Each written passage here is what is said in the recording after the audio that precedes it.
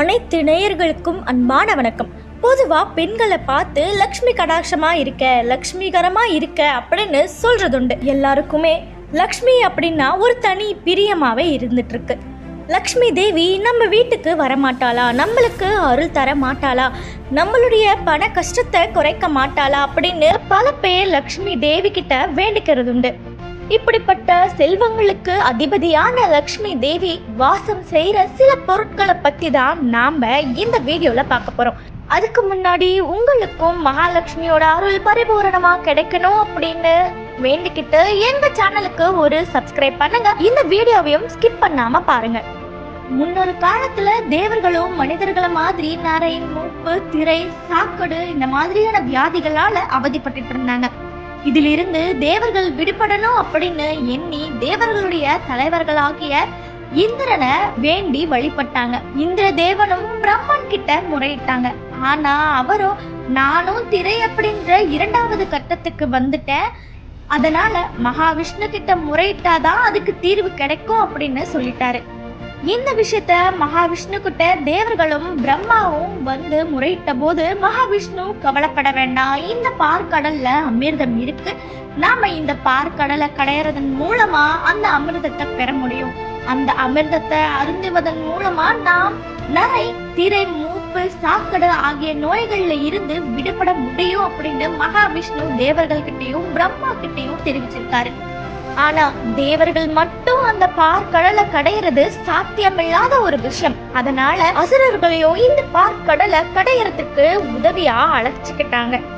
அதோட இந்த பார்க்கடலை கடைஞ்சு அமிர்தத்தை எடுக்க மேருகிரி மலைய மத்தாகவும் வாசுகி பாம்பை கயிறாகவும் பயன்படுத்தினாங்க. 1000 ஆண்டுகள் பார்க்கடலை கடைந்த பிறகுதான் வாசுகி பாம்பு தன்னுடைய வழி தாங்க முடியாம விஷத்தை கக்கியது. அப்படி கடல்ல திரண்டு வந்த ஆழகால விஷத்தை சிவபெருமான் அருந்தி அதனை தன்னுடைய கழுத்துல நிறுத்திக்கிட்டாரு. இதன் மூலியமா சிவபெருமான் நீலகண்டர் அப்படின்ற பெயரையும் பெற்றாரு.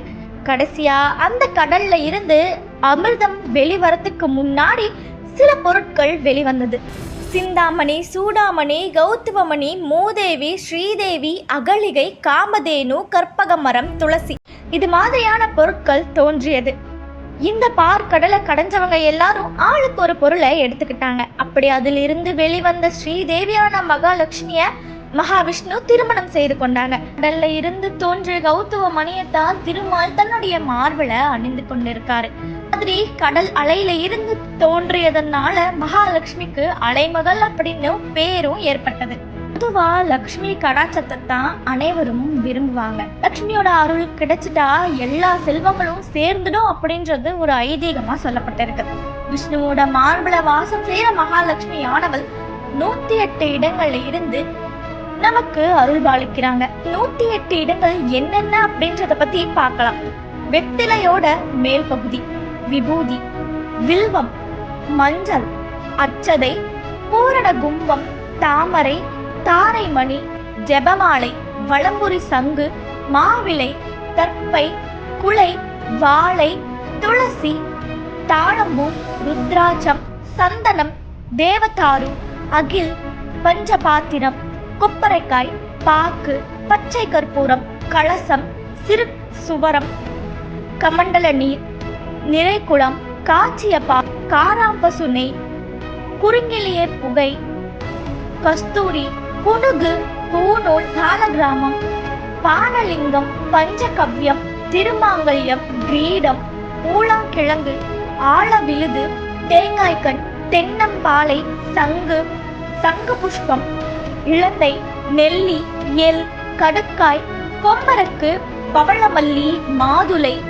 திருநீற்று பச்சை, அதிக்கட்டை, ஆகாச கருடன், வெட்டிவேர், அருகம்புல், விளாமிச்சு, வெண்ணாரி வேர், கலாக்காய், விளாம்பழம், வரகு, நெற்கதிர், மாவடு, புற்றுத்தேன், எலுமிச்சை, மணிநாக்கு, சோளக்கதிர், பாகற்காய், அகத்திக்கீரை, கசானக்கீரை, பசலக்கீரை, கூந்தல் பனை, மலைத்தேன், வெள்ளி, தங்கம், வைரம், உப்பு, யானை, மூங்கில், நீர்த்தாரை, குளவிக்கூடு மண், நண்டு வளைமண், காளை கொம்பு மண், யானை கொம்பு மண், ஆழ அடி மண், வில்வ அடிமண், வெள்ளரிப்பழம், மோதகம், அவல், காதோலை, கடல் நுரை, கண்ணாடி, மோதிரம், பட்டு, தையல் இல்லாத புது துணி, பெண்ணின் கழுத்து, ஆணின் நெற்றி, கோவில் நிலைமண், வெயிலோடு கூடிய மழைநீர், கீரிப்பிள்ளை, நுனி முடிந்த கூந்தல், படிகாரம்,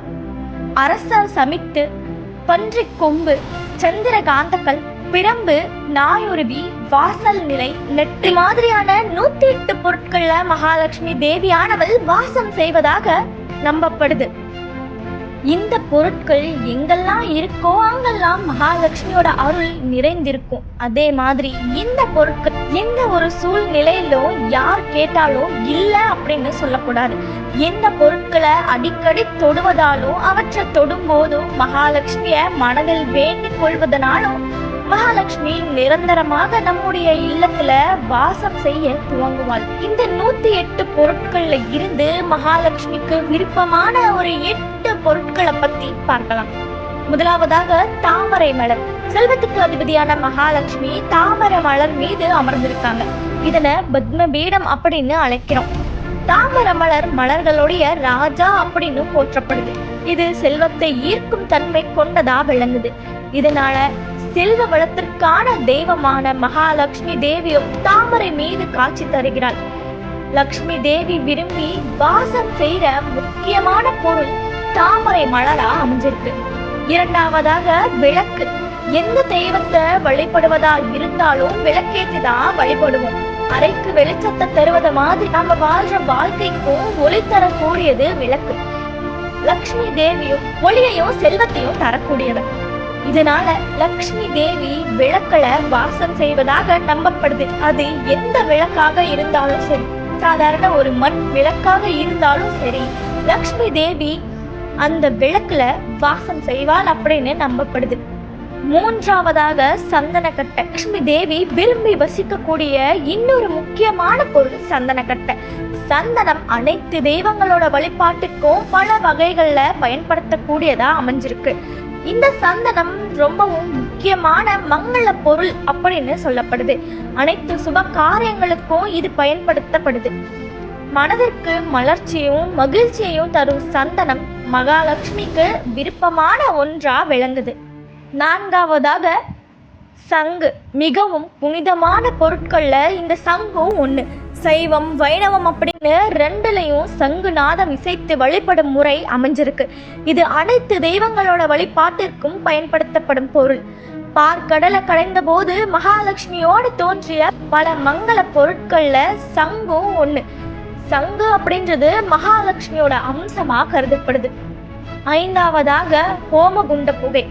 ஹோமம் யாகத்துல இருந்து வெளிப்படும் புகை ரொம்பவும் புனிதமானதா கருதப்படுது.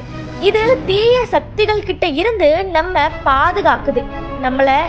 தீய சக்திகள் நம்மள நெருங்க விடாம காக்குது.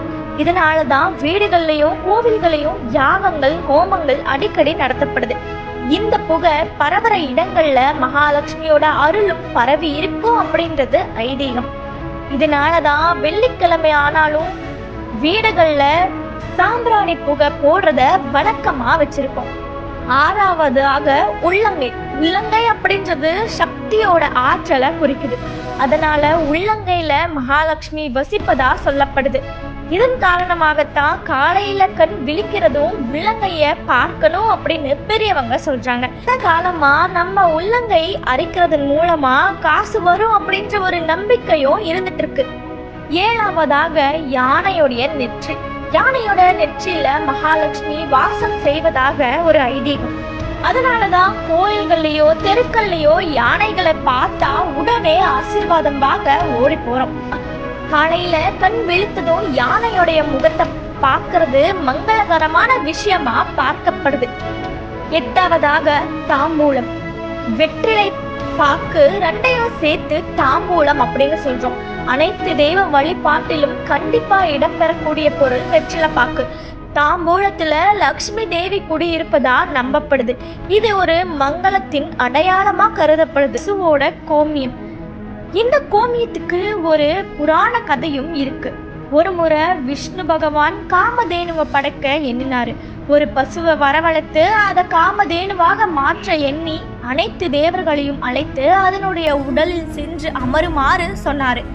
அவர் கேட்டுக்கொண்டதற்கு இணங்க அனைத்து தேவர்களும் ஒரு பசுவோட உடல்ல சென்று தங்கியிருக்காங்க. இதுல தாமதமாக வந்த லக்ஷ்மி தேவிக்கு பசுவோட எந்த இடத்துலையும் இடம் கிடைக்கல.